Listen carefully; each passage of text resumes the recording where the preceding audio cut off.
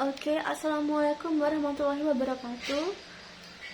My name is Dr. Fanti Hidayat. I'm from TBI1. My ID number is T201960 and 30. Today, I'm here. I want to tell you about my assignment about chapter 3. Okay.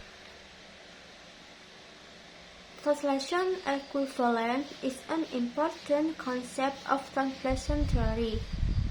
It is one of the main principles of Western theory of translation. Finding translation equivalence is one of the core problems of the translation process. As Crawford states, the central problem of translation practice is that of finding TL equivalence.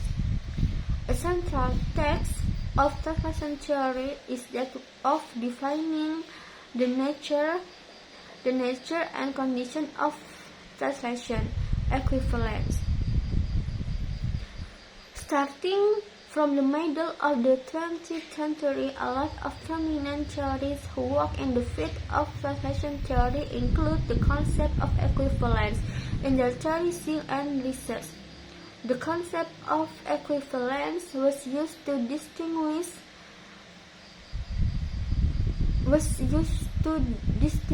the difference between free and literal translation. Importance of equivalence in translation theory.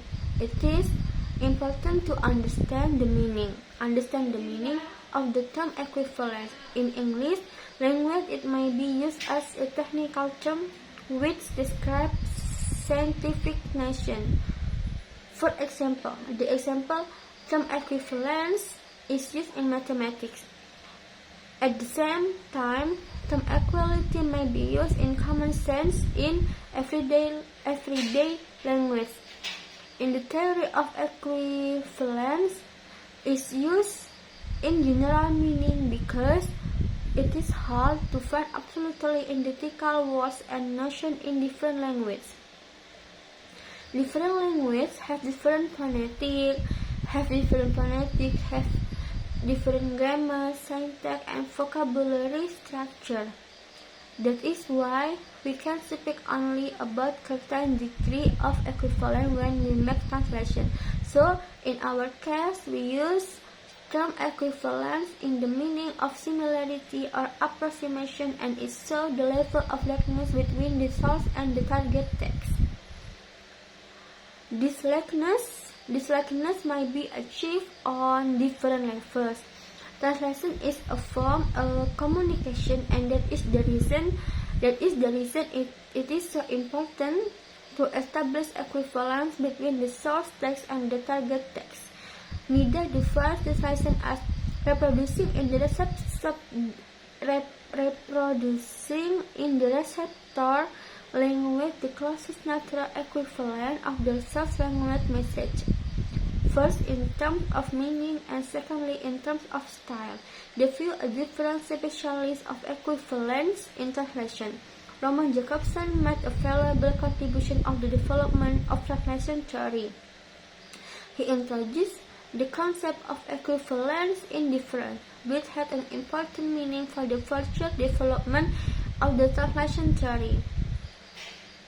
Roman Jakobson distinguished their kinds of translation, which include intralingual and interlingual.